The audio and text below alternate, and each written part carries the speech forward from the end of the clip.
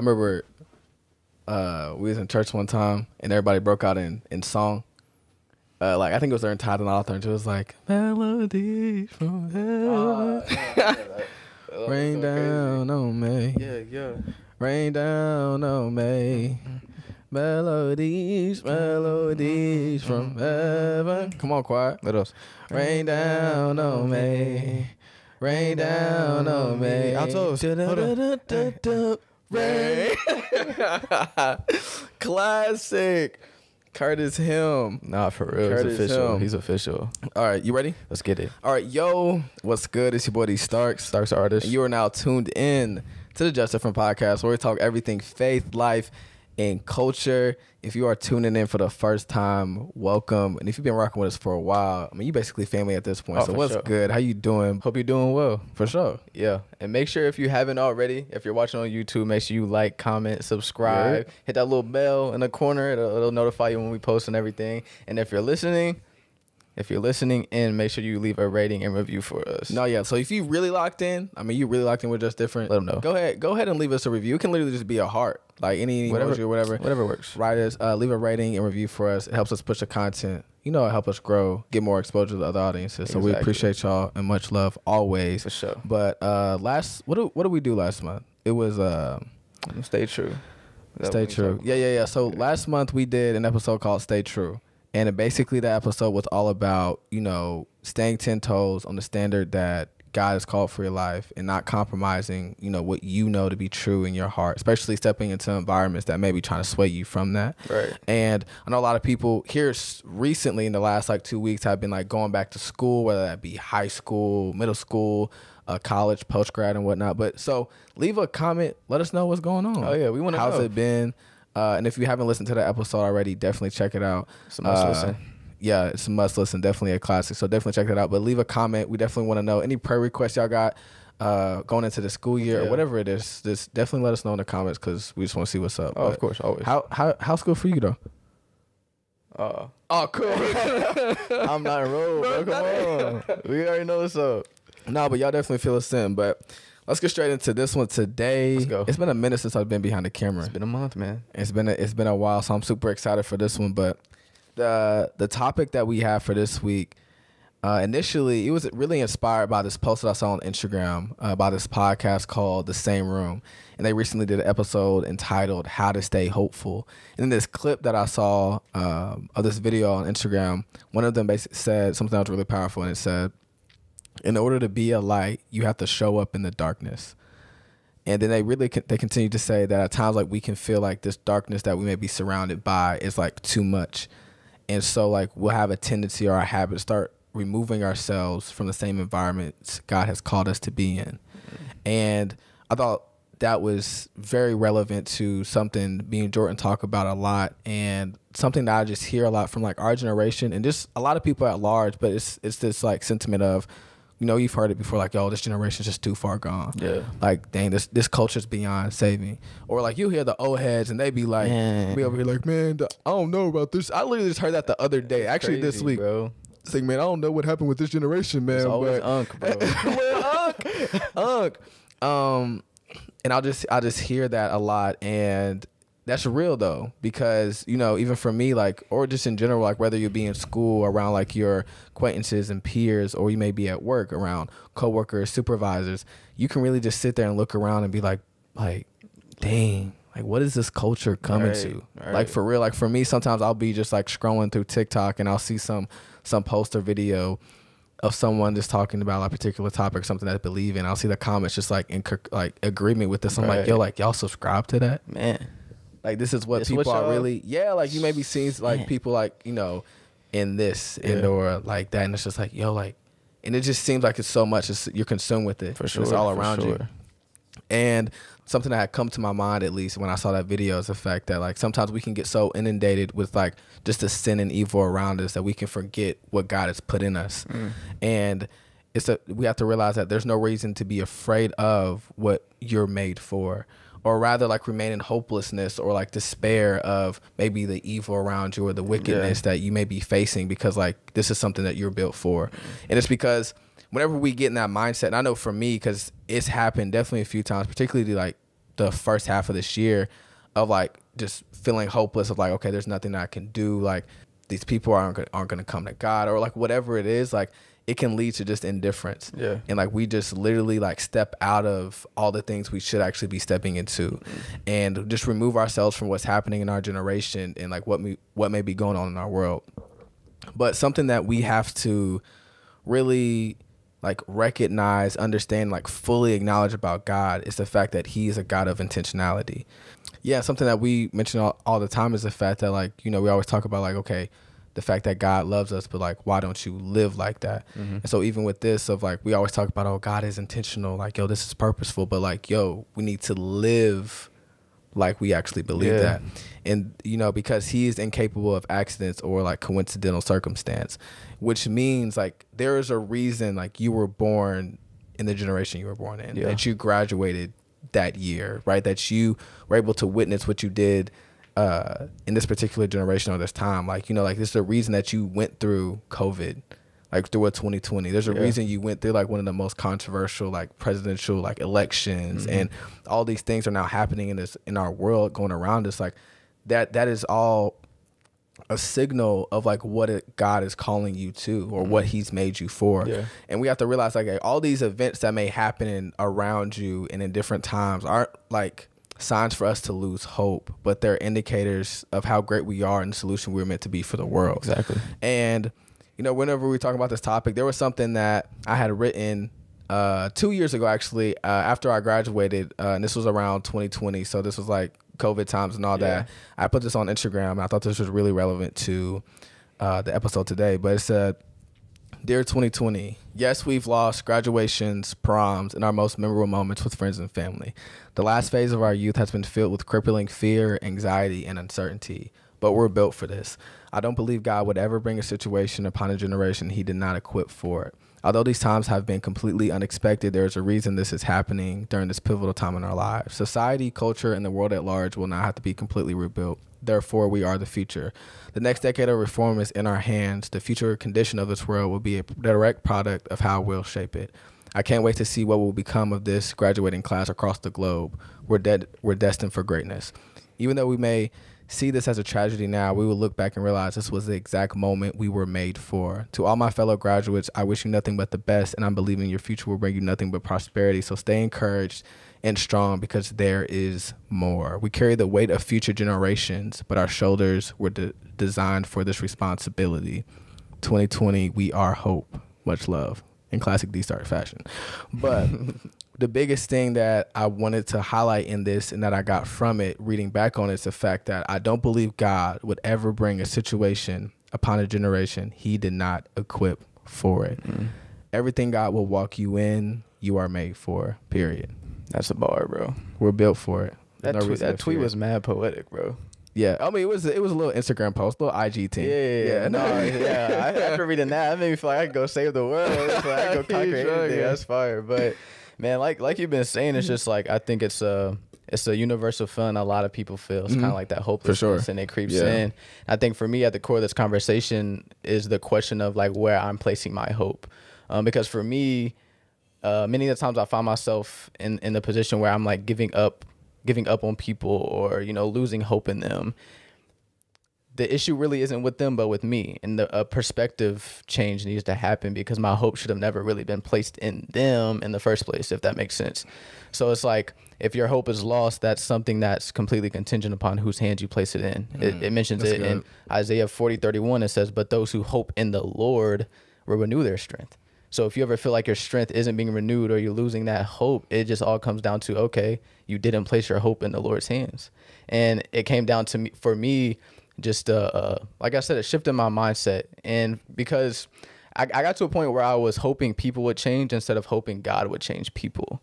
And I think when that happens, it's like you're putting your trust in people. You know what I mean? You're betting it all on them. Instead, like, no, you got to change that. Like, oh no, I got to bet it all on God. He's the one that can change our hearts. He's the one that can change the situation. So yeah, that's where the hope needs to be placed. And even deeper than that, if you're ever finding yourself in a position where you're slipping into this mindset of, you know, oh, like this person is a lost cause, or man, like this is too far gone, there's nothing much I can do. I think that it's one of two things. I think it's either stemming from a place of pride or a place of ignorance.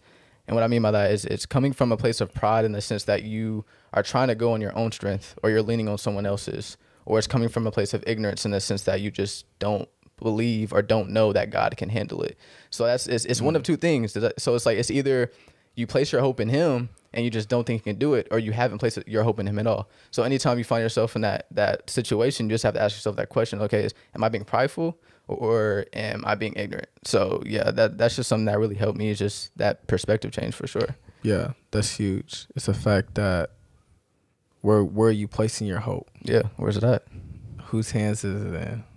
That's the one. I'm not gonna lie, that's a bar. But like, even what you're saying, because whenever you become like hopeless or you're in that mindset, right, of just being really more even discouraged, because there's so many like ways to even describe what that even looks like or feels. For sure. That, I mean, it can manifest in different ways. But one thing that I wanted to note and point out is the fact that sometimes when we were in that state, the problem is we only want to shine when it's convenient, but lights are usually needed most in times of emergency.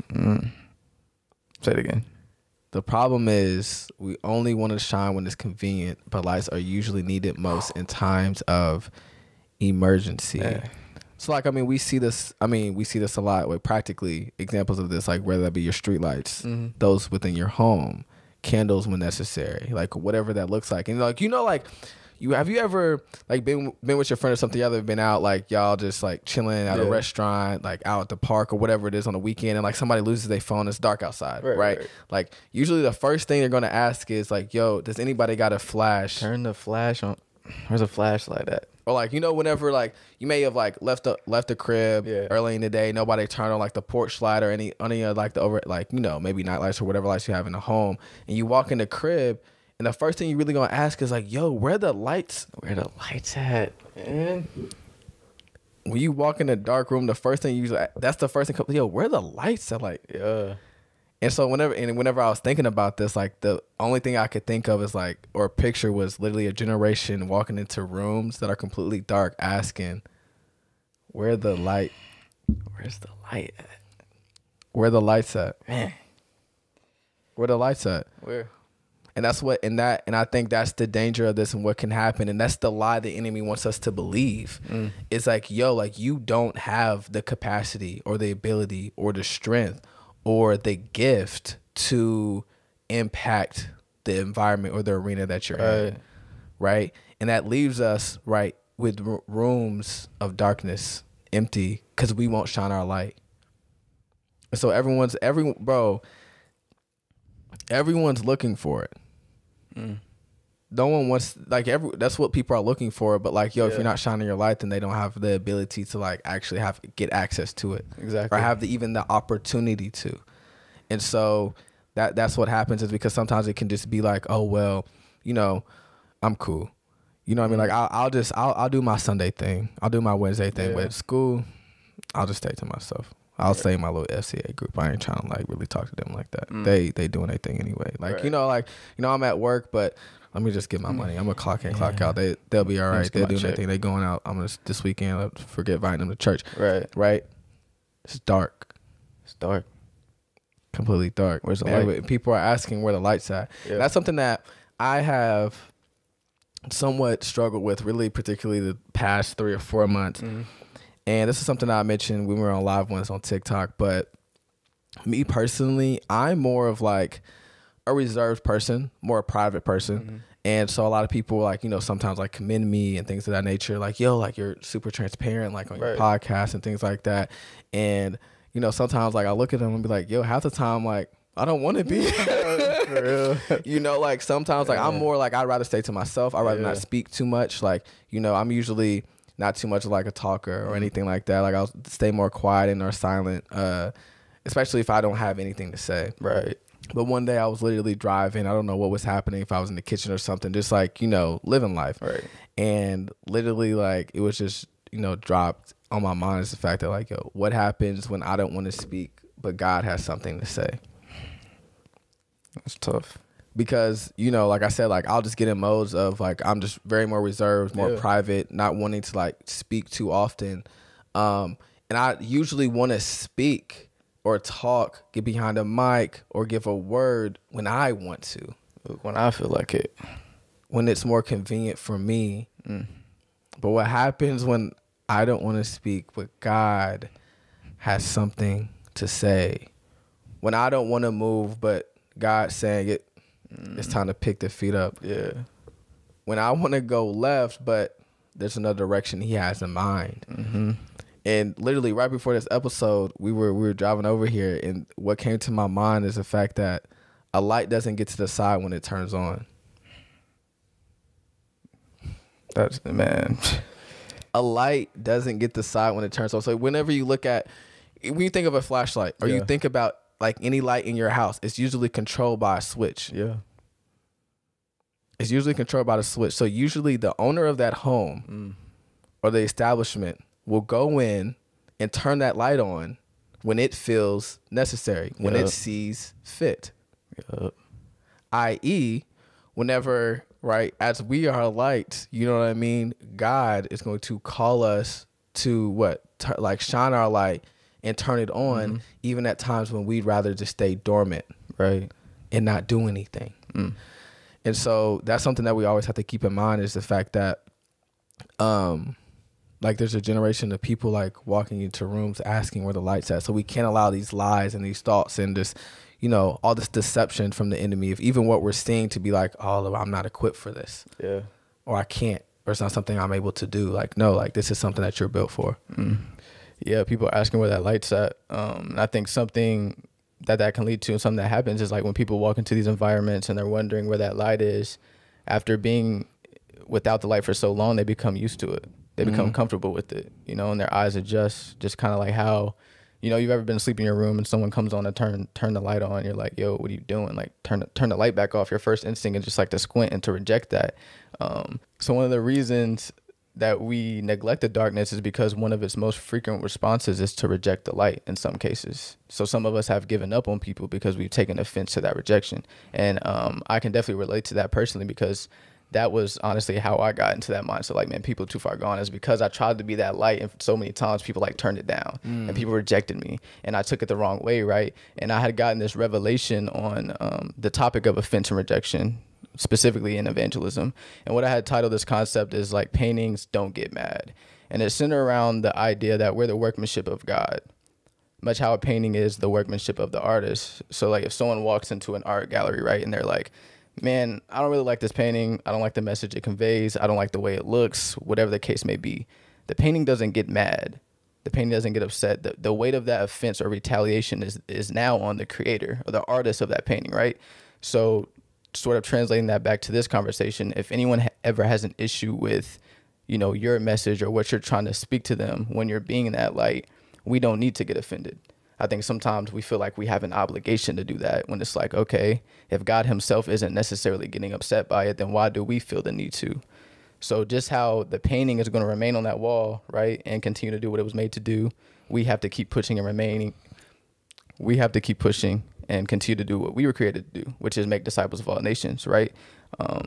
So, you know, some of us try so hard to avoid the people who have become so comfortable with the darkness because of that rejection. But when you do that, you end up skipping over the ones that are still trying to find a way out of it when they're in the same room, right? So that's something that I had to really learn, is that rejection piece. Like, yo, the offense isn't on me. I'm just the workmanship. I'm just the creation. It's his word. And if he's not getting upset, I don't need to. So yeah, I think that's something that'll definitely help, is just don't necessarily get too like butthurt when people aren't necessarily responding the way you want to. No, 100%. It's like, it's not, because it's never even personal. Right. It's not even, because what they're coming in contact is like the truth, like the truth of the word, which is God and his gospel, and like what they may be rejecting or not receiving has nothing to do with you, but what you're connected to, right? Of like who is backing you and who you are. Like, I always talk to, I can't remember what verse, but it's just like, yo, if they rejected you, like, know that they have rejected me as well. Hold on. Yeah, so it's in John 15:18. It says, if the world hates you, remember that it hated me first. The world would love you as one of its own if you belong to it, but you are no longer part of the world. I chose you to come out of the world, so it hates you. And so, yeah, so like, if obviously as the persecution Jesus had faced, like as he was evangelizing, going to the gospel, may be that same type of rejection that we may encounter on our journey as well. But that never stopped Jesus from completing his mission at all. Right. It like Jesus never stopped leading, even though some never followed. Mm-hmm. He continued on the journey through his 3 years of ministry, even though he would preach, and some probably left the wayside. Yeah. Some probably never came on, but he continued his mission and stayed about his Father's business. Mm. And so, yeah, I like that, and that's something really good to know. And something off of that I had thought about, and I think it's important not to give into that rejection, or obviously just in general, as we're talking about hiding that light. It's because something that I heard once in this podcast by Pastor Keon Henderson, it was the fact that greatness isn't what you can do, it's what you allow God to do through you. Mm. So you have to ask yourself, why are you denying him access? Because like you have to realize that this light that you have, it's not for you. It's to be a testament to the world of how good God is, right? And he's the light of the world and chooses to shine like through us. Right. Like we always talk about, like he needs a yes. He needs a partner.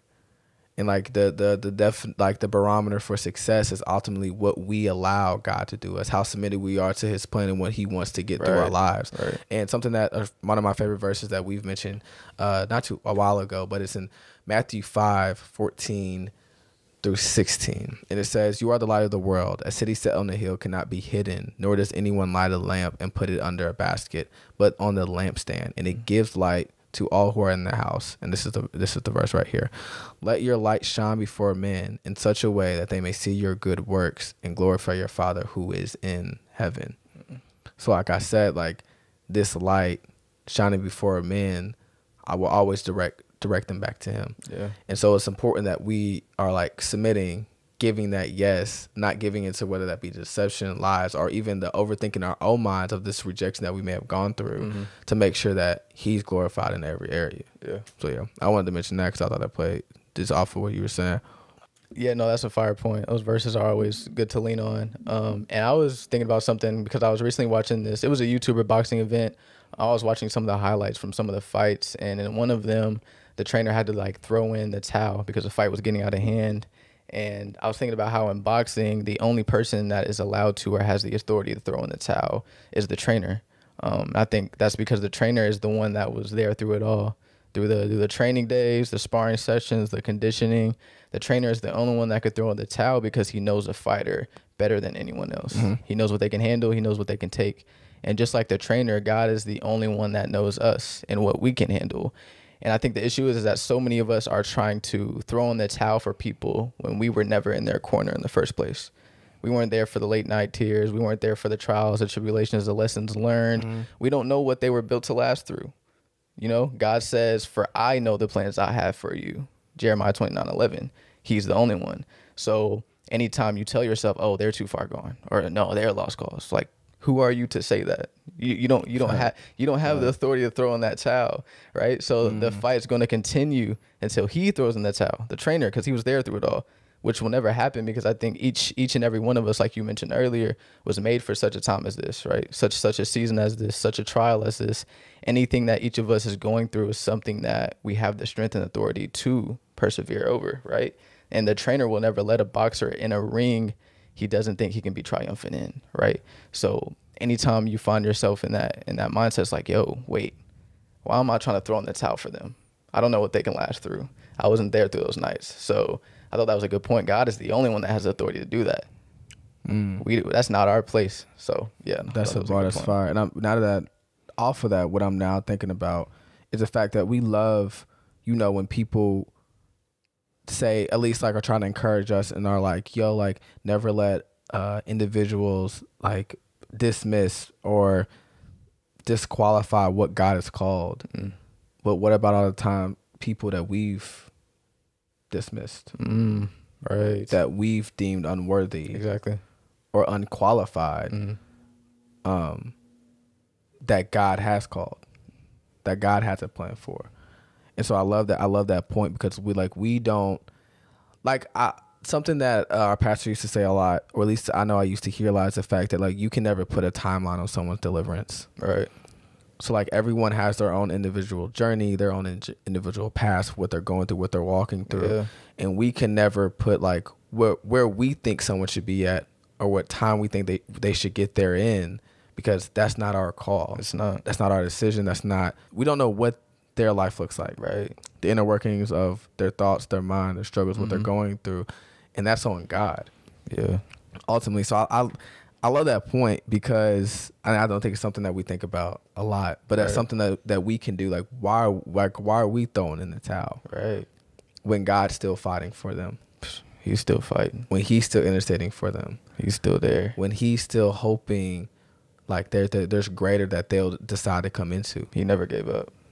He never has. And so that's not an attitude that we should take toward anyone we come across, or even toward a generation. Yeah.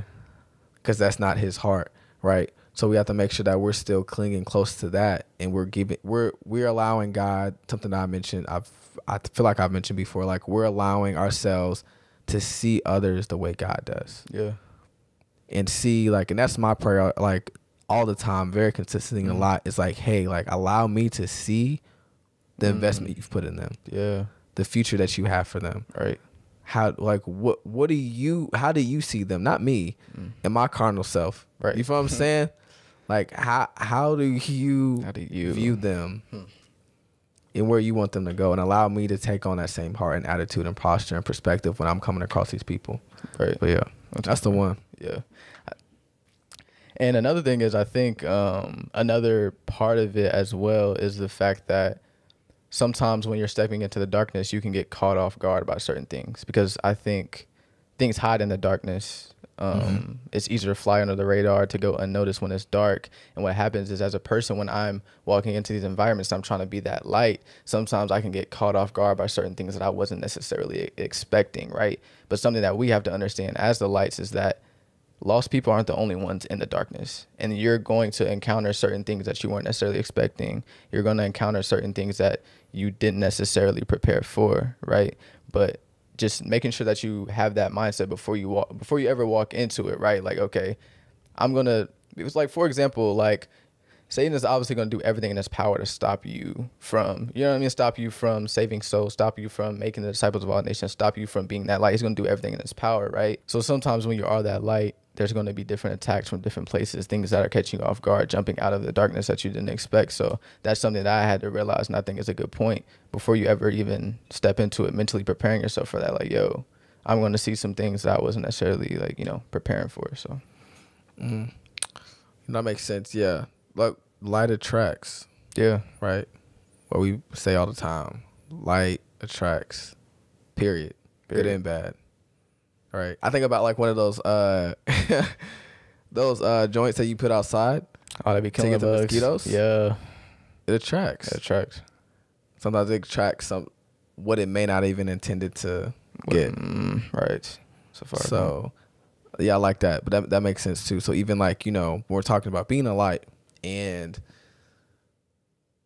taking that stand of like saying yes and walking into like the gift that God's called you. So yeah, even when we talk about being a light, that's definitely something to take note of too. Yeah, for sure. You'll step into rooms and there'll be things that may come at you. Or more specifically, we're talking about like people that can throw you off guard. Yeah, for sure. No, but yeah. So you got what's the closing remarks? What you got? Man, I just reiterating what I said just about I thought that throw in the towel piece was a big, major key for me. Something that I had to learn is just the fact that like you don't even have the jurisdiction to do that. You don't even have a towel in your hand. You weren't in their corner. You don't even have the right to say that. So that's in God's hands. That's the only decision He will make, and He'll never give up on anyone. So you shouldn't either, right? So yeah. Don't give up on God. 'Cause He won't give up on you. Yeah. He's able. He's able, bro. He's able to bring him out. Come on. Amen. No, yeah, that's good. That's fire. And yeah, that's what I would like also really say. I think, yeah, and this is really just a message of encouragement, because, coming full circle of what I said at the top is the fact that I just don't believe God would ever bring a situation upon a generation He did not equip for it. Like everything God will walk you into, you're made for. Like, we are equipped for every battle, every force, every event, and everything that may even try to shake this generation that comes from the kingdom of darkness. And so that's something that we have to walk into boldly, right? And not in the sense of arrogance or pride or anything of that nature, but in confidence of what we know God has put in us, right? Yeah. And so, yeah, that's the biggest thing, because I think that's going to be, because it like, you know, a lot of people can just look at everything that's going around and it can get just like depressing, extremely depressing. But that's what like the lot of the enemy wants to like feed us. Like, I just think like there's no, obviously, like, of course he wants us to be fed with, okay, yo, this shooting happened here. This is happening here. Rise is here. Rates here. And that's all we're seeing, right? And we just need to kind of sometimes step in the mirror and look around and realize it's us. Like, we're the future and we're the hope that we're looking for and what God wants to get out into the world. And so, yeah, stay encouraged. Honestly, that's my biggest thing. Stay encouraged. Like, this generation is gonna be, it's crazy. It's crazy. Like, we're built for it. So like, yo, like in 1 John 4, we say it all the time, but do we believe it? Like, greater is he who is in me than he who is in the world. So again, this is just an indicator. So the weight or the level of wickedness that may be in the world, bro, what God has put in us is going to surpass that. The greatness that we have, the gifts that we have, are going to be outshined and outlast what this wickedness is. Yeah. So there's no reason to fear. There's no reason to feel discouraged or unhappy or as if like we are not going to be able to be effective in this generation.